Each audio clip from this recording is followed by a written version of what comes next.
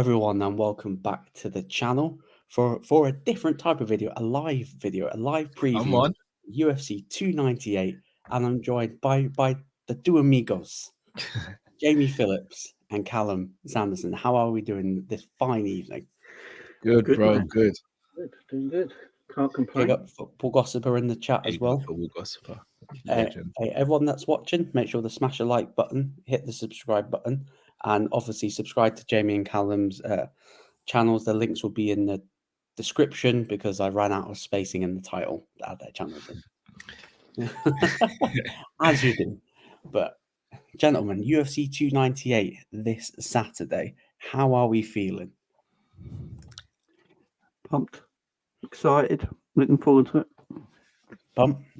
I go on record. I think the main card of UFC 298 is better than the main card of 299, and the main card of 299 is excellent. I think this one is 300. Sensational. This is a sleeper. At the moment, it's an argument, Jay. You might. This is what I'd call a sleeper. Not because everything on the card's not great, because it's brilliant, but the hype that 299, 300, this is sort of been slept on as a bit of like, yeah, it's a good card, but we've got better cards coming up. But this card is definitely going to probably, hopefully, fingers crossed, goes down to one of the best cards of the year. But let's start no further than the headline, the main event. Alexander Volkanovski versus Ilia Topuria for the 145-pound title. Start off with you, Jamie. Can Volkanovski break the over 35-year-old curse? Gee, look, if anyone's going to do it, it's going to be Volk, I suppose. But Ilia is confident, to say the least. The man's walking around like. I mean, I think the odds makers have got this match even as well. I think it's a very even fight by the odds makers. They're both minus 108 and minus 10. Yeah, so this is a very even fight. So if anyone's going to break this thing, it's going to be Volk. My only problem is, right, when you get to this age, he suffered a serious knockout. He suffered a serious knockout in his last fight. And when you get to like 34, 35, 36, when you're getting them kinds of knockouts, I think they're long lasting. I think they make an impression, and Volk's got nothing to. He's got nothing to prove to anyone anymore. He's chasing Aldo's record. I think for him, he's chasing his title defense record, sort of rubber stamp. Because I'm sure that we all have him up there as the 145-pound goat. I have him above. I have Volk above. Aldo. I have Volk above. I mean, he was better when he was in WEC for me. That was him at his prime more than UFC. So, yeah, I think. Yeah, Volk's the best in his weight class of all time, in my opinion, and he's got nothing to prove. But Ilia, man, he's super. Ilia's super confident, man. If Volk does it, it wouldn't shock anyone, would it? I don't think any of us would be sitting here shocked Sunday morning when if Volk wins this fight. To be fair, yeah, Callum, I'll move on to you because obviously Ilia is showing that level of confidence. He's changed his Insta bio, 15-0. You're featherweight champion, taking the belt off of Volk and Media Day and stuff like that. That reminds us, go back in the time machine. That reminds us of a certain Conor McGregor nicking the belt off Aldo, the mental warfare, and then you saw Aldo get emotional, and then McGregor knocks him out in 13 seconds, and boom, there's your next megastar. Can we see a repeat of that? Or I'm going to be honest with you. Up until the last week and a half, I've been like, yeah, Volk's got this. I don't know what is about Topuria's confidence. Like, he's so confident. I'm sitting there going, how can I doubt him when he's this confident? And I know a lot of people say it's cocky, and I think he's playful with it. I don't think he's actually really been really respectful to Volk in sense of saying how he believes he's the greatest featherweight. He's always going to be a legend of the sport. He just believes it's his time. There's something about Topuria that's just making me go, he's so confident there's got to be a reason. And this isn't like blind confidence like a Colby Covington or someone. This is him being like, now I've cracked it. I know exactly what I'm going to do to him. I'm just going to have to show you guys. And Yeah. I know people point to the lack of top caliber opponents he's fought so far. Shall I tell you what it reminds me of? It's almost a mixture of Conor in terms of his confidence, but it also reminds me of the fact that Islam Makhachev didn't really beat any top level guys before he fought Charles Oliveira, and he absolutely dominated Charles. Now, Volk is about as smart, as cerebral as it gets, especially in that octagon. That knockout, though, it could make him hesitant. And if you're hesitant against someone as ferocious as Topuria, you're going to have an early night. Like it's just going to be done. And Topuria's got excellent Greco-Roman wrestling. So he's got excellent wrestling. His jiu-jitsu is excellent. I think his first like 5 or 6 fights, he won all of them by submission. And we've seen knockout power. We've seen him knock out Jai Herbert at a weight up. Like I can't believe the UFC really booked him versus Paddy. You know, that would have been the first. They would never have done that. But that would have been the first dead body in the UFC. Yeah, he'd kill Paddy. Paddy would have got smoked. I love Volk. I want Volk to win. Did you really say that? Warriors time. Oh, wow. Ilya says Volk's got no KO power. I don't think there's a lot of decision points he wins for. I was going to say there's an argument to that. There is. I think with this matchup, because obviously I did a prediction video at the beginning of the year, and like one of my big predictions was this is the year that you'll see Volkanovski's decline, because I do think he took the Islam rematch on short notice, a fight he did not need to take on short notice, because he was going to get the rematch just a little bit further down the line. And I know the reasons why he jumped into it. That probably was a big mistake. And the fact he's taken this like 4 or 5 months after that KO, that's a massive, massive risk. Because if he loses this, be our great question, does Volk get a rematch if he loses? Depends how he loses. Depends on how he loses. If he gets dominated for 5 rounds, I don't want to see a rematch. No. I don't want to see a rematch, even if he doesn't get dominated. If he gets smoked, like a proper beating, like Volk gave Holloway the 3rd fight, I don't want to see a rematch. And he finishes him, I don't want to see a rematch. I only want to see a rematch if it's a split decision win, and we're going, could have gone either way. That's the only time I want to see a rematch. Other than that, no rematches. I think if Volk loses, he's done.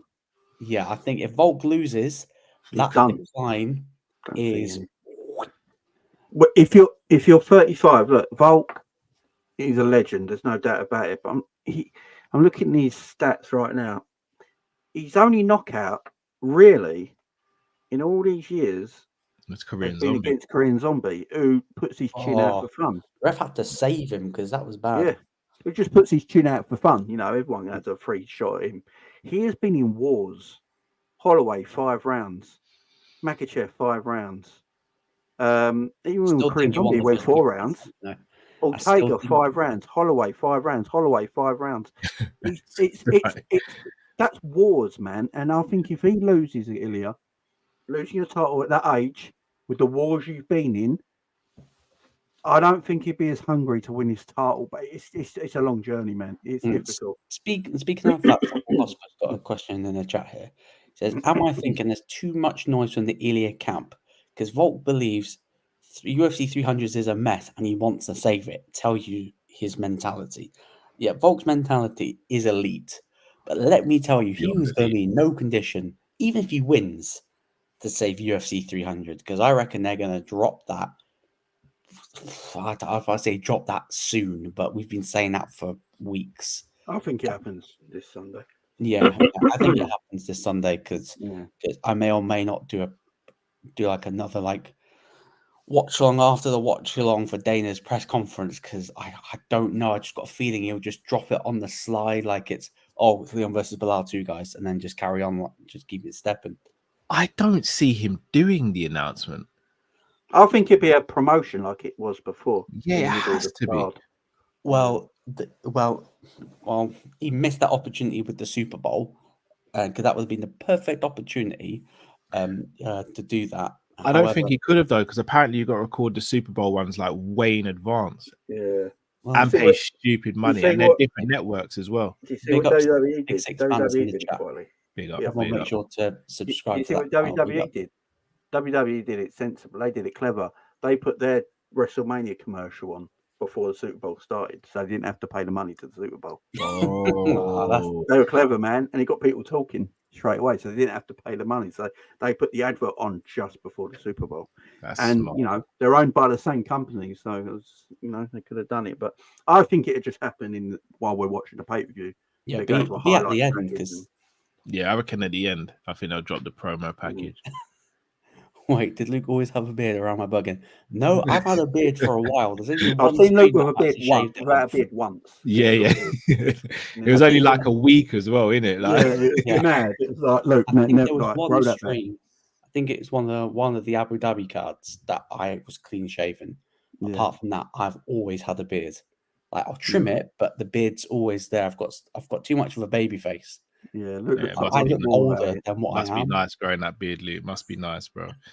Luke has got this chiseled Roger Moore jaw, and he's hiding it at the moment. No, I've got several chins underneath, so that's why I got to. But anyway, back to the predictions with this one, because Ilya's been respectful to Volk office regarding, apart from the comments about him got no KO power, he's more cooking the rest of the division. Because he said that if he wins, Yair doesn't get a title shot, Ortega doesn't get a title shot, Max ain't getting a title shot. I'm thinking, if he wins the belt, end the division, because he's not fighting anyone. He says he wants to jump up to.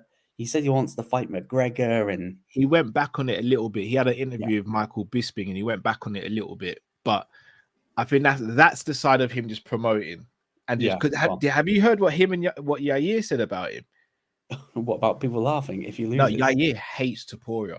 It's great. Like I've never heard Yair really get angry and animated. He was proper swearing about him on Ariel's show, and I was just like, oh, so that's the next fight effectively. Then if Yair beats Ortega, Topuria and Yair, which would be a fun fight. Yeah, that's definitely money there. But predictions for this one: can Volk break that curse, and does he retain, or is Volk's title reign gonna end this weekend? Jamie, and if it ends, which round is it ending in? Ilya first round knockout. Got 9 first round knockouts. That's a smart money bet right there. Callum? I'm going second round TKO for Ilya, but I want to be wrong. And the thing is, I like Ilya as well. I just want Volk to win, but I just don't see it. You know, I so want Volk to win. I so want him to break the curse, because he's the fight that I really want him to break that curse. Yeah. I just have a feeling Father Time catches up to everyone in the end. I think he's going to look back in his career and he's going to regret taking that. He's going to regret taking that rematch when he did. And I think that's going to be the start of his decline. And I think he is going to lose the belt. And I think he's going to get KO, but I reckon it's going to be a little bit later. Volk's going to hold on, give us some hope. And Ilya's going to hit him with the 1-2 like he gave Jai Herbert, and he's going to fold him like a deck chair in round 3. So that's my prediction. He's going to KO him in round 3. Peter's prediction, Ilya 5-round domination, same as his last fight. I don't think he'll go 5 rounds. Ilya hits too hard for it to go 5 rounds. You give Volk no chance, I agree, but didn't think anyone gives Ilya a chance. I do. The smart money bet would be Volk doesn't retain, based on the fact that over 35 curse, I think only Woodley's done it twice, and that was against Darren Till was one. I remember he beat Darren Till. And then Darren Till. Yeah, so he's the only one that's done it. Big up the Football Talk podcast. Big up.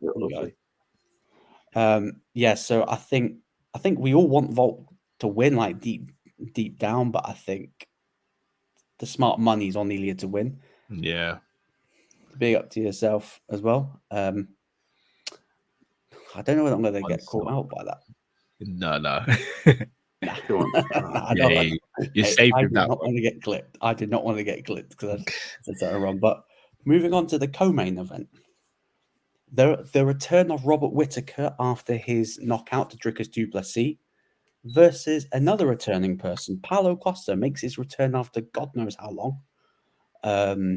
In what I would say is a number one contender bout to potentially face Dricus next. I'll start off with you, Jamie. Can Robert Whittaker bounce back after that loss, or do you think he's going to be on a steady decline? Yeah, this is one of the fights I'm most intrigued with, to be fair, because I want to see how Whittaker comes back from absolutely being brutalised. And we've never seen it. Let's face it. Whittaker, we've seen him take damage, but he's a machine in the ring, and he got absolutely destroyed, and we was all a bit shocked when it happened. I'm interested to see how he comes back. He's had it his own way really as a middleweight this whole time, and apart from Izzy was the only man he couldn't get over. But Paulo Costa's a weird one. African, he beats them. Robert Whittaker 0-3 against African fighters. Yes, a point. Paulo Costa's a weird one, man. I never know Paulo Costa. If you want to make the perfect looking MMA fighter, you'd make Paulo Costa, wouldn't you? Yeah. But then sometimes he flatters to deceive sometimes. It's intriguing, man. This could go. 2 fights though. It's crazy. It feels like he's lost more. He's only lost 2 fights. Yeah, but it just feels like he loses all the time, don't it? It feels like it. Weird. But I actually think Whittaker, turns it around and wins this fight. He just outworks him. But Costa can knock you out in 1 second. So it's an interesting fight. It's my most intriguing fight on the card, to be fair. I just want to see how Whittaker comes back after that devastating loss that weren't too easy. Yeah. I think if anyone was more upset that Robert Whittaker lost, I think Callum could vouch that it was probably drifting. Yeah, it was probably he was devastated on the Monday. Yeah, he takes it really bad. But I do feel like with this one, because obviously it's so weird because Paulo Costa's last fight was against Luke Rockhold when Leon won the belt. That was his last fight. And since then, obviously, he's had contractual issues. I think they had him book a fight. I think they tried to book him versus Hamzat, which he went injured as well. Pull out because he had the staph infection in the elbow. That's how he got Usman. So, that's a good point. Paulo Costa has been tested by USADA more than any other fighter. And he still admits he's on the juice, but it's never been got.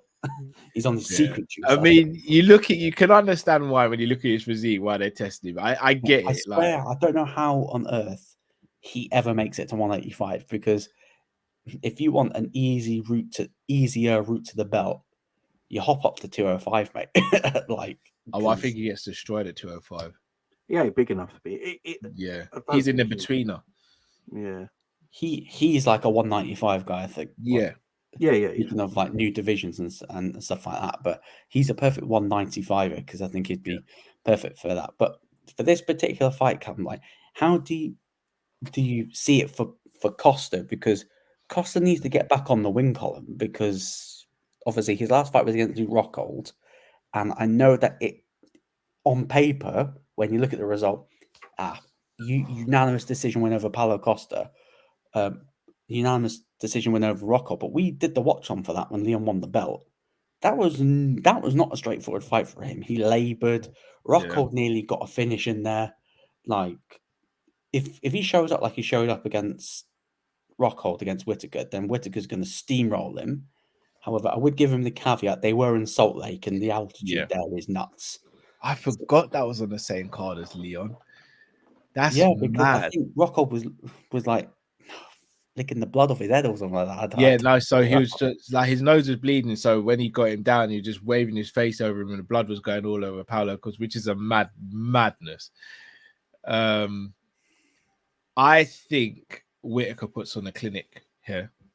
I don't think he gets the stoppage because Paulo Costa is very durable. You can take a shot. You can take a kick.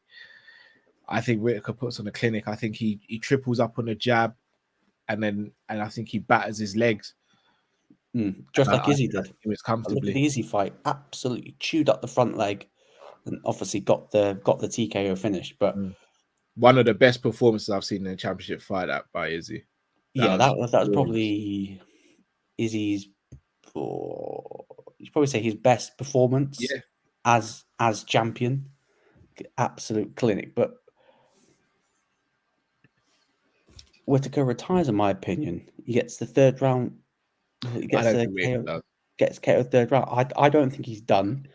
It's so weird, right? Because when Whittaker was on his way up, because I don't know if everyone wants to go back, but after Bisping and GSP, Whittaker was the next guy. Whittaker was the next guy to fight for the belt before he had 2 wars with Yoel Romero.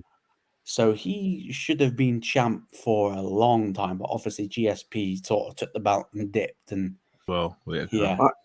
I think if Whittaker loses this fight, this is his last fight in middleweight. That's a shout.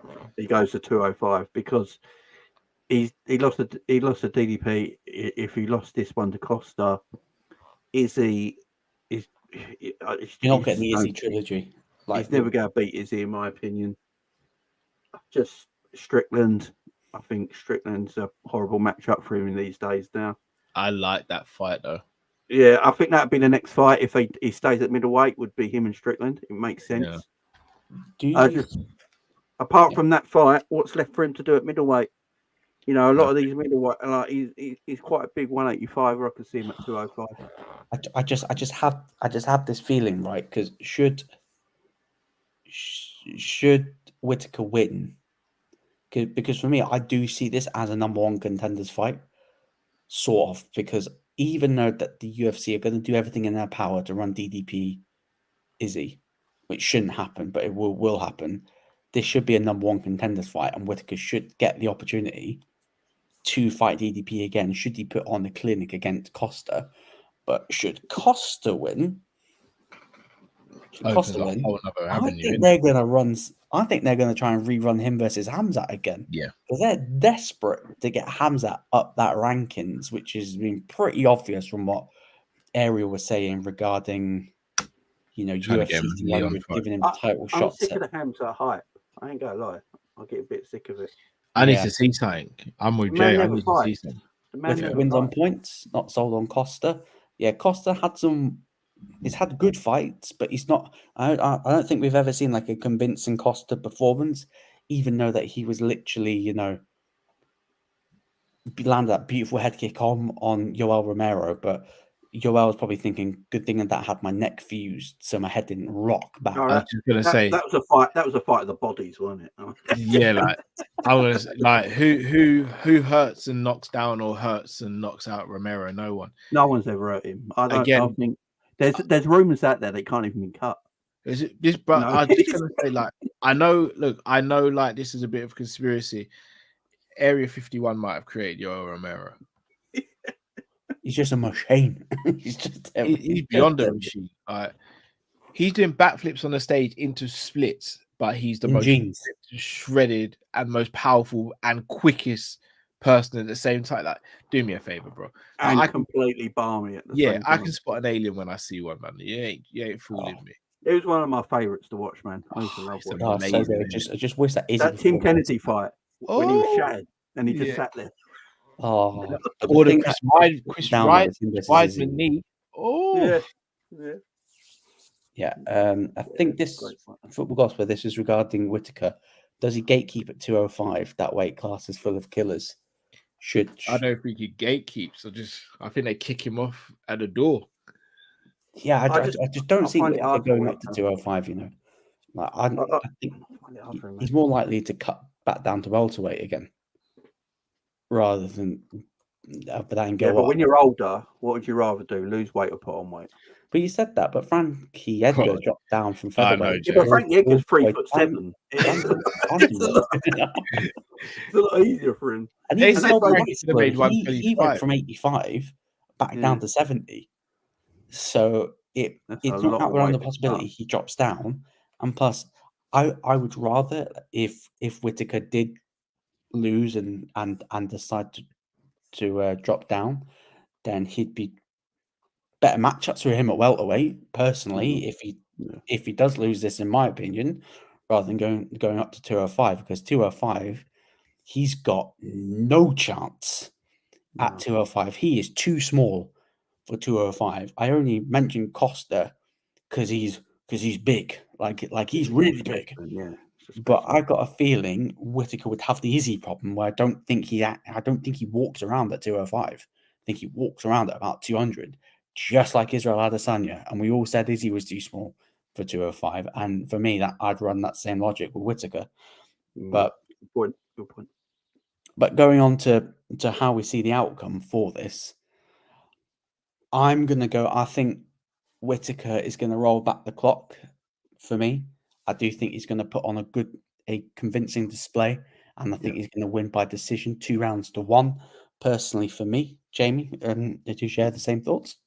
Yeah, I think Whittaker wins this fight. I think he goes back to basics, works Paulo Costa, tests his stamina, because we know what Whittaker's stamina is, a machine.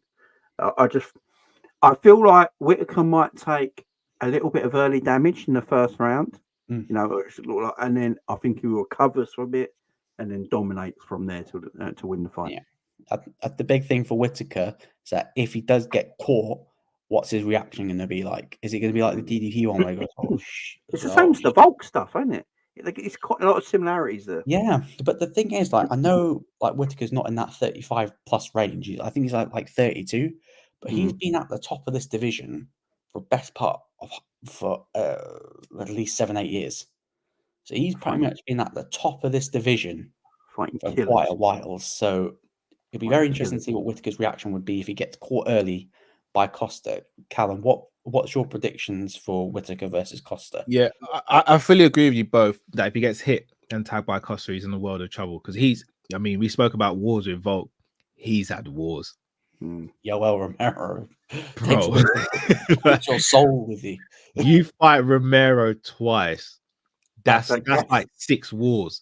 That Gastian fight, that went 5 rounds. No, Duplessis, the Izzy fights.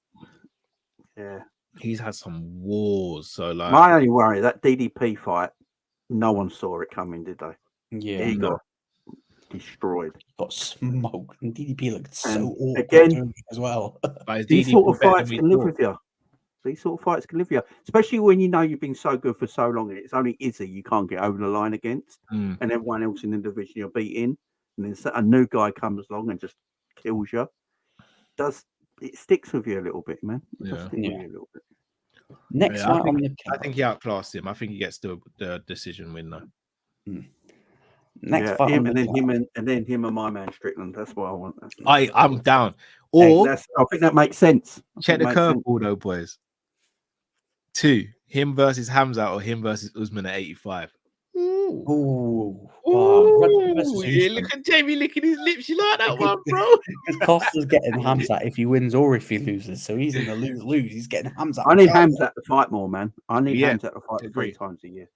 Yeah, the fight we need to see. Football Talk podcast. Absolutely. That's the fight we need to see. Hamza Costa on the same card as Strickland and Whittaker. Jamie Shelby. Then the winners fight each other. So then whoever wins that then fights the champion. So you got like a mini tournament. But I'm not a promoter, you know what I'm saying? Hey, Jamie, do you know what? That's not going to happen.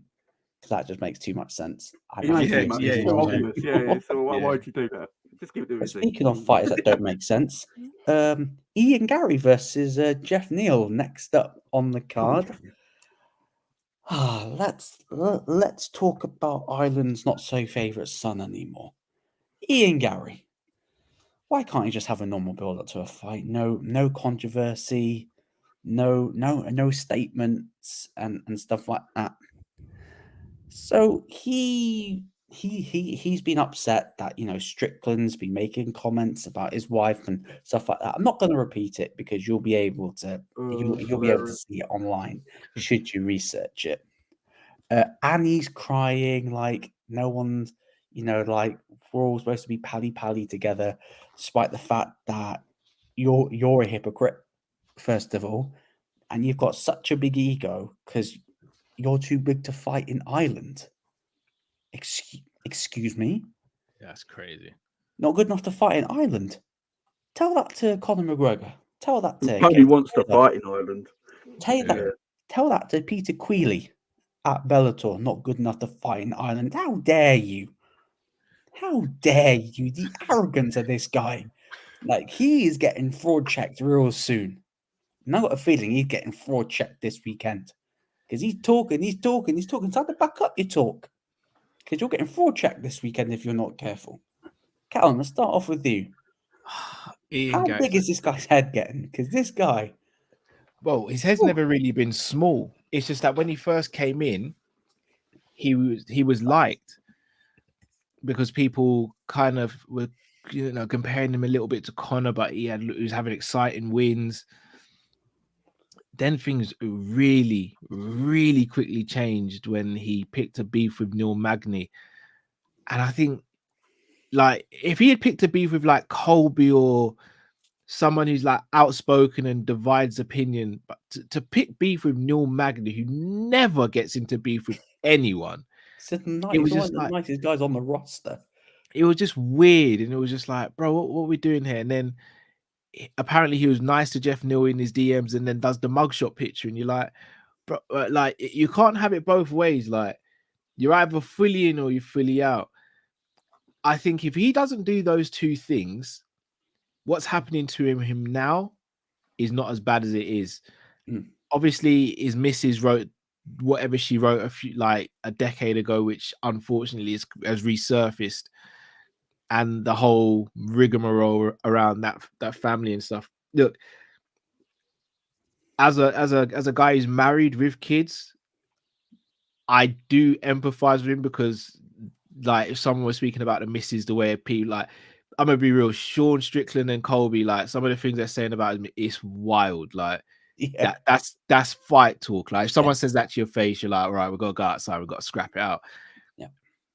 But at the same time, I think his missus can be quite outspoken sometimes as well, and she always seems to be around the scene and all. And it's like, bro, you've got to just kind of pick and choose what you want to do here. You can't throw shade at people and then not expect shade thrown back. Stones in glass houses. Yeah, it's a bit of a mad one, but I think this is the era of MMA where the fighters just don't care what they say at the moment. It's like, we saw obviously what Colby said to Leon, and Strickland just what he says to everyone, innit? Like, yeah. And it is a bit of fighters just not like, they can't back your talk. Well, but that's what I was gonna say. Give it, but you can't take it. Ian Garry, for me, he silences everyone by going out and put some performance that shuts everyone up, or that makes people go, maybe he is as legit as he says he is, and then goes from there. Yeah. You know what? Like, with Strickland, I always think there's a bit of fun in what Strickland says. I used to. I don't know anymore, man. He's trying to lure people to the desert and kill him, bro. That's Dexter. Yeah, that's what Dexter was doing, bro. But he was only taking out bad guys. He was. But with Ian Garrett, his wife probably needs a head. His wife probably needs a head kick. That's not, but that's, But look, with Ian Garrett, I think Ian Garrett's just one of them people who can dish it but can't take it. I just think he's one of them guys. He dishes it a lot. He talks a lot. He has a lot to say about himself, and then to his credit, he backs it up in the octagon because he wins fights. Yeah, I can put better. To say you're too big for Ireland and stuff like that, a fight in Ireland, when Ireland's greatest fighter is Conor McGregor, who is obviously the wealthiest, the most famous MMA fighter of all time, who would love to fight at Crow Park. Yeah. What are you chatting about? Yeah, that's crazy. It's madness to me. Perfect. Needs to let his fight and do the talking. People aren't buying into him. Yeah. Facts. The second he picked that beef with Neal Magny over a comment, so weird, saying he's going to beat him like he's a naughty kid. Yeah. Neal Magny's a lovely guy. You know, It's an awful fact. And now like- he's having repercussions off the back of it. Yes, what's been saying about his wife is disgusting. Yeah. It's horrible. But when you're talking like this, what are you going to expect people to do? Just sit there and stuff like that. And he said, Sorry, I think another thing. Sorry to cut you, Luke. I think Yeah. another thing that rubbed people up the wrong way is he threatened to sue Sean Strickland, didn't he, for the comments? And I'm like, bro, you can just fight. Like, Yeah. that's what I should do. If a fighter's mouthing off another fighter and it's getting personal, just do the fight. Do a catch weight the money's fight. right. yeah, Dana can do catch weight fights. Do a catch weight fight. Everyone will be interested in it. scrap it You out. know, Strickland versus Garry, with all this beef going on in the background that Dana loves. Just make a catch weight fight and let him go. Yeah. Why not? Yeah. I do feel like with this one, and plus the stuff with the Magny thing, he did the Magny thing and didn't even really back up his talk. Yes, he won, but oh my days, Shouldn't be he stopping, man. laboured. He laboured to a decision victory over a guy which you go, if you finish him in style, you go, okay, you pass the Neal Magny test. Yeah. And now for me in this fight against Geoff Neal, he is a better version of Neal Magny, in my opinion. Just recently, I don't know whether or not his most recent loss was against Shavkat. And obviously, Shavkat beats everyone. Yeah, Shavkat beats everyone, well, apart from Neal, maybe. But obviously, he had a really close fight with Shavkat, which he lost by submission in the third round. And obviously, I know MMA maths 1 + 1 doesn't equal 2. But we've heard stories about Shavkat sleeping Garry in training. Yeah. So definitely ain't gonna be no mug, and this is gonna be a real indication where he is, because I think he's been saying he's gonna put on a clinic. It's gonna look slick and stuff like that. Then they're gonna fight Colby. Hey, if you say slick performance, if you're gonna finish him, I need to see a finish, because labouring to another decision win and then talking your talk, people are gonna be like, yeah, cool. Yeah, don't need to see you anymore. And I know he's getting fast tracked. It's the UFC thing to do. I actually don't think he has been, I got a feeling if Leon wins and Ian Garry wins, you got the beef with him in the gym situation. Garry will start talking. Obviously, he'll probably go off to fight Colby before he gets to Leon, but Colby's not fighting Ian Garry. Well, I don't know. Colby ain't fighting Ian Garry. Well, we know what Colby does, bro. He's gonna look for someone who's out of their prime, that he knows he can wrestle and get a win against. Colby ain't fighting Ian Garry. Hold on, oh yeah, it's Wonder Boy. Sorry. Yeah, Like, he wants Wonder Boy. Like he ain't fighting Ian Garry. Wonder Boy. That ain't get no. No chance. Talk about a sleep fest. Talk about a sleep fest. But no, this is a big fight for him, because he's climbing up the division. I need to see a convincing performance, because I don't think has he had like a apart from the Daniel Rodriguez fight, was like the last fight that he was convincing in, because apart from that, like, I need to see progression, like upwards now. If you're going to go for title contention, probably at the end of the year 2025 is where he's expecting to get a title shot. That's what he said, to be fair. I'm gonna be real. I think he wins, and I think he does make it look slick and easy. Well, I was about to say that as well. Unfortunately. Well, I hope so, because a British, well, I don't know what nationality he's claiming to be now. Irish, Brazilian. It'd be nice to see a British fighter climb the rankings and do well, because if British fighters win, then the scene in the UK wins. Yeah, in that respect. So I hope put on the convincing performance. Like let me believe in you, because I don't believe in you, and I want to see you lose. I don't like saying that about British fighters, that I want to see you lose. But I'm in that stage with you. Like, I want to see you lose. I need you to get taken down a peg or two, to humble yourself, because you're talking like you've made it, like you're in the big leagues. Yeah, like you're fighting for belts and stuff like that. You are outside the top 10, my friend. Just Like, So- please stop talking about like you're too big for Ireland. I've spoken to Dana and Hunter. They know what I want and stuff like that. Just please, just let you fight and do the talking. And if you put in convincing displays, you will get the fan base that is sort of turning against you. You'll bring them back on side. You just need to do that. And Jamie, does he do that this weekend, or does he get fraud checked? No, I think he smashes the shit out of him, to be perfectly honest. I think he's going to win in a slick way as well. I hate fighters like this that are just, they're a bitch off camera and then they can't take it when they get abuse back, but then they're absolutely phenomenal in the ring. That's what happens. I literally think this is what's going. I think Ian Garry's going to win this fight. I think that put him above. I think they put him above Stephen Wonderboy Thompson in the rankings into Geoff 7 or 6. 8. And then I think Ian Garry wins that, and then his next fight is Shafkat. I think his next fight is Sean Brady.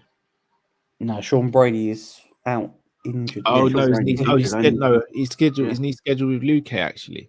Brady. No, that fight got pulled. It's Luque versus Joaquin Buckley. I think I think he wins this fight. He fights Shafkat. Bilal fights Edwards, and the winner of them 2 fights is the next title I have fight to after say, that. Jamie, they're going to keep Shafkat away from Garry, because if one of them have the belt, they're letting the storyline simmer. We're letting it cook a little bit, because then you can go, Shafkat can go, yeah, remember when I slept you in sparring and I made you go running to Brazil, where you now reside? Don't talk to me. I think they're going to try and keep them undefeated together. However, one person that could throw the spanner in the works is MVP. Ian Garry's nicked.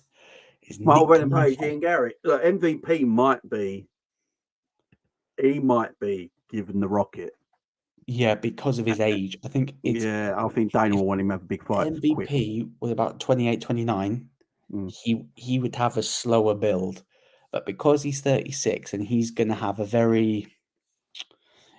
a Michael Chandler-esque run, really. He's going to get the rocket pushed quick to get him a title shot. And trust me, Leon versus Michael Venom Page in the UK. Oh, yes. You do that at Wembley in the summer. Yes, and yes. You would sell out Wembley Stadium. But Dana won't do it because he don't like doing outdoor events. Plus it costs too much, and Dana's a cheapskate, so he'd never do Wembley Stadium. It's mad that UFC's never been in Wembley Stadium. To me, it's absolutely mad. Harry's never been in Wembley Stadium. You know, they could 80, 90,000 people in Wembley for a UFC. So Leon versus MVP, but in the main event. You are right, Callum. Like MVP, if anyone's going to get the rocket, it's going to be him because his age. He's 36. Like if he was 25, 26, it'll be a slow build for him.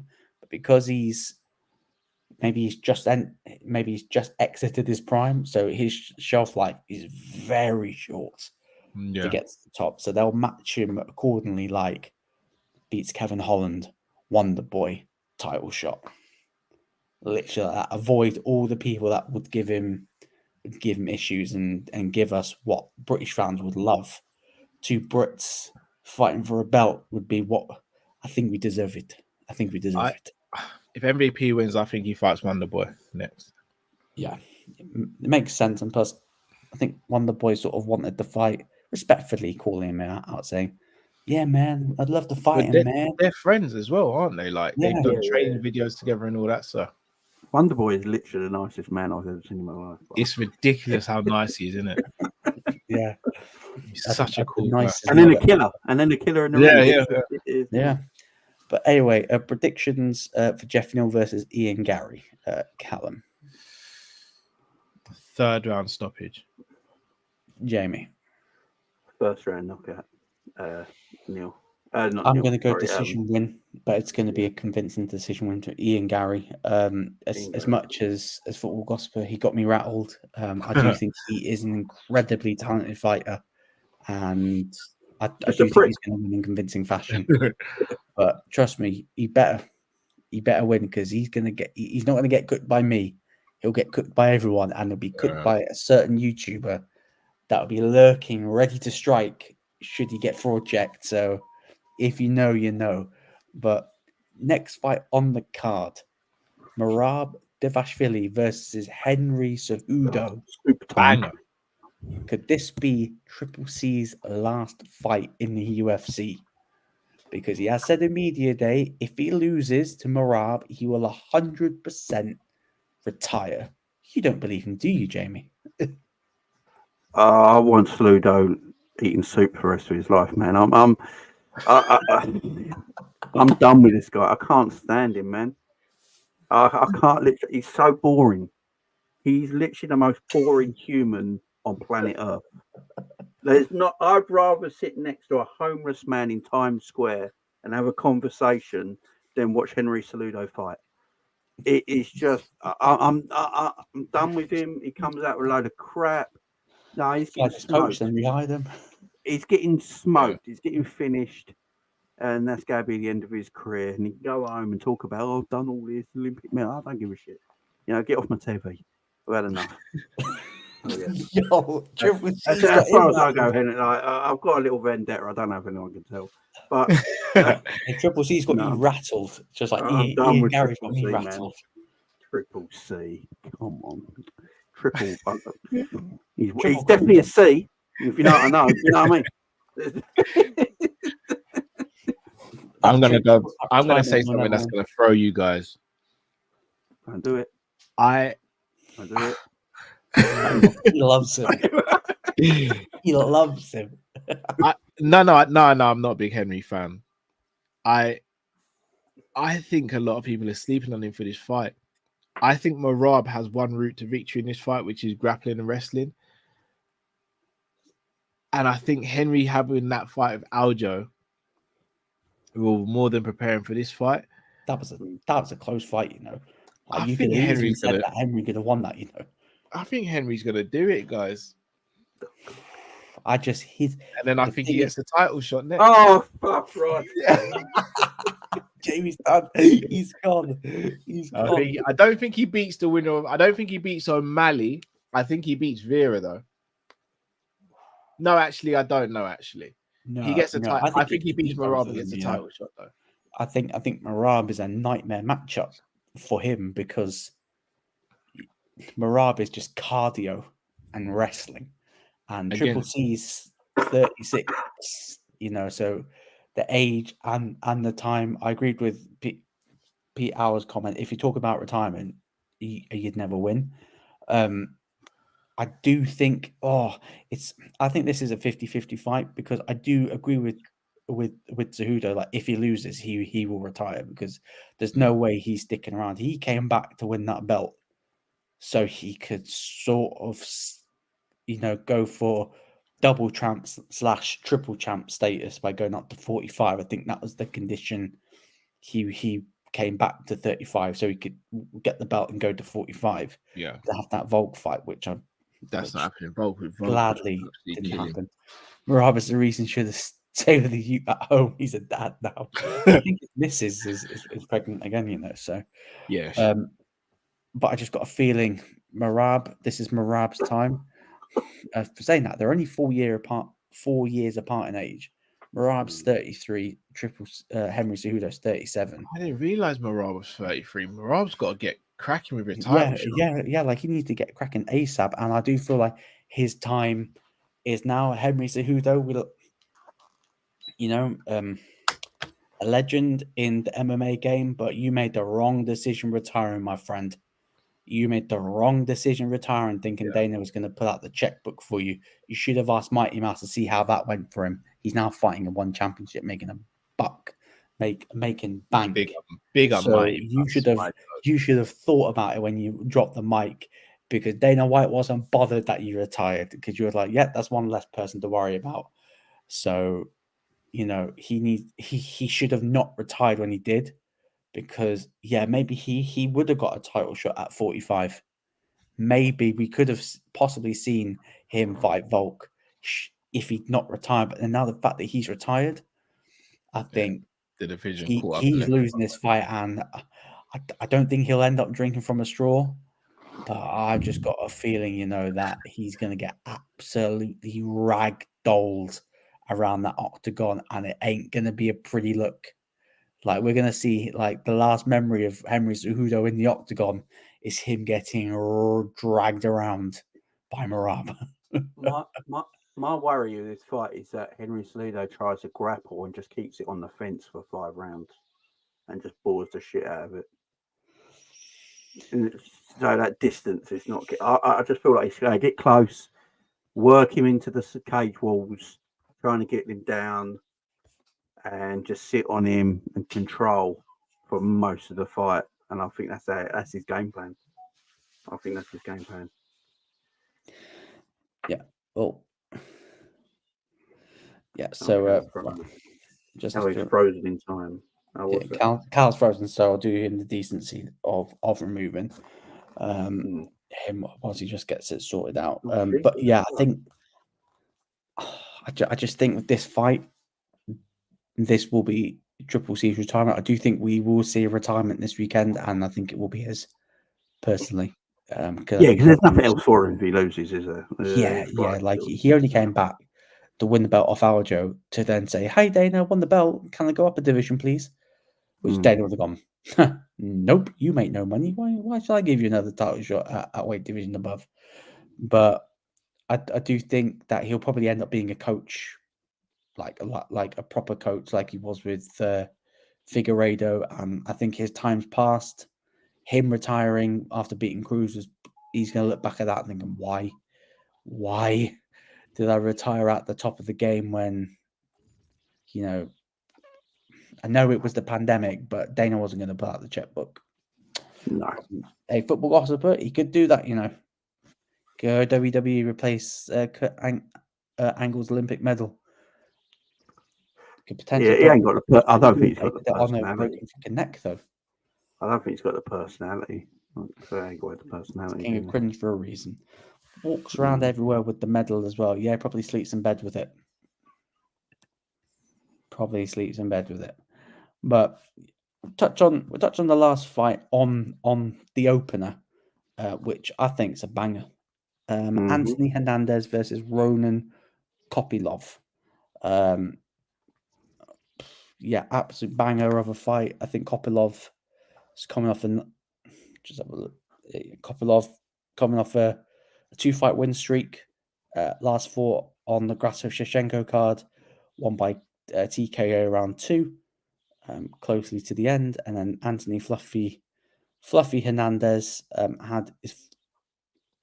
is coming off a KO win over Edwin Sabazian. And if you didn't know, Sabazian used to train with Ronda Rousey when he was 16 back in May. So yeah, this fight is an absolute banger.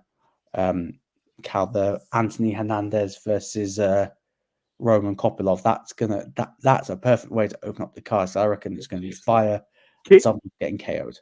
Quick question: do you think this should have actually been opening the card, or do you think it should have been Mackenzie and her fight? I can't remember if she's fighting. Did that have opened the card? Yeah, because there is a lack of women on this card. Yeah, the only women you go to see is the ones with the sign saying it's the 3rd round. You know what I mean? That's. I just, and obviously Nina doing every interview going, but yeah, and I think that's like this is a 15th ranked fighter against a non-ranked fighter, ain't it? Where like women's fight, and it like 3rd versus 7th or something like that. I've got to be careful how I word this because obviously sleeping on the couch at this time of the year is rough. Depends how comfy the couch is, to be fair. Mackenzie Dern would have definitely been welcomed on the main card. Oh yeah, more than welcome. Hey, we'll leave it there. Yeah. I actually did. I'm not even going to lie. Do you know what's frustrating? That I saw Nina doing an interview with her. I was like, oh, damn it. It's 3rd versus 7th in the rankings. And the opening match, Anthony and Roman is 15th and non-ranked. If I want to say what I want to say, I'll get cancelled. We say this though, and I hear you. That could be a banger though. I think I was going to say, I think it could potentially be a banger, and I think they're starting to do this where they throw one fight on the card where it's a couple of unranked fighters and just be like, "Look, you got your opportunity. Make sure you go out there and deliver." I think that's this one. Yeah, absolutely. Yeah, I think this could be fight of the night as well. And if you had Mackenzie Dern on the main card, I don't think she would open the card. I think you'd have had to use one of the other fighters to open the card, which they absolutely could have. They could have done Neal and Garry to open the card, which I think would have worked. Yeah, you wouldn't have opened it with Cejudo versus Merab because you don't want everyone to fall asleep already, do you? I'm going for a Henry win. I think Henry gets the win.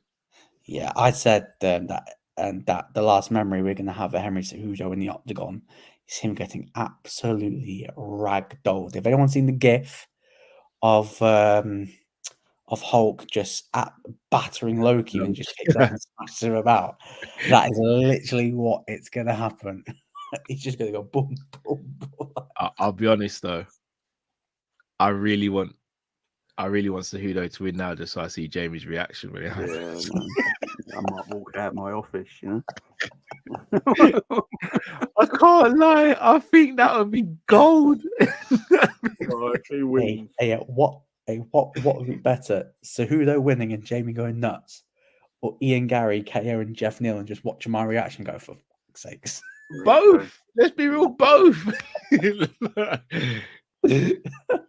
Look at Jamie's face. He can't even stop thought of it. I need to see it. I can't even lie. I need to see it. I can't be dealing with it. Yeah. Is that Steve Payne Miocic? Everyone said that. I've had that. Do you know how many times I've had that? I speak better than him. You definitely probably walk better than him as well. He probably doesn't need his missus to use him as a walker. And I can identify my wife in the lineup. You know what I mean? He's still going to get a heavyweight. Before the stream goes absolutely left, everyone that's tuned in, smash the like button, hit the subscribe button. Make sure to subscribe to Jamie Phillips Football Chats. Make sure to subscribe to Coppish as well, Sanderson Show as well, where all three of us will be this weekend on Saturday, Sunday morning at 3 a.m. for UFC 298. It's gonna be a long one as well, you know. It's gonna be a long one, but it's gonna be a short one compared because I'm gonna convince both of you to do the prelims for 299 and 300. So we get ready because we've got 6-7 hour ones coming in March and April, baby. Yeah, but I'll be real with you. 297 was hard to watch. Don't worry, I'm making sure that I'm going to bed at 8 p.m. waking up at 2 and I'll be bouncing. I'll be like this. Yeah, let's go. I'm gonna try and get to bed when the boys go down to sleep and then wake up at 2:30. The problem is if the boys end up going to bed late, then I'm screwed. Don't worry, I'll keep you awake. You're gonna have to, you lot. Callum, there's timer, Callum. I might have to pay with my apple juice or something. Yeah, you might need to add a little bit something stronger in that apple juice to keep you. I might have to, yeah. Just need to add a little bit of Paulo Costa secret juice. And they're just facts. For real, well, I'll be honest, it's that's kind of Jay and Luke that gets me awake. If I'm gonna be honest, like when I see the phone going off, I'm like, oh, I'm late. Get up. Like, oh shit, here we go again. Hey, but everyone that's tuned in to the live show today, massive thanks. The comments, the interaction. I'll probably do more of the live ones. I thought I'd give it a go to see how or what type of reaction we got, and hey, got a better one than what I thought. So we'll do it again. Everyone that's tuned in, make sure to hit the like button, share button, and subscribe button. And we'll all see you this weekend for UFC 298. Peace. See you later, people.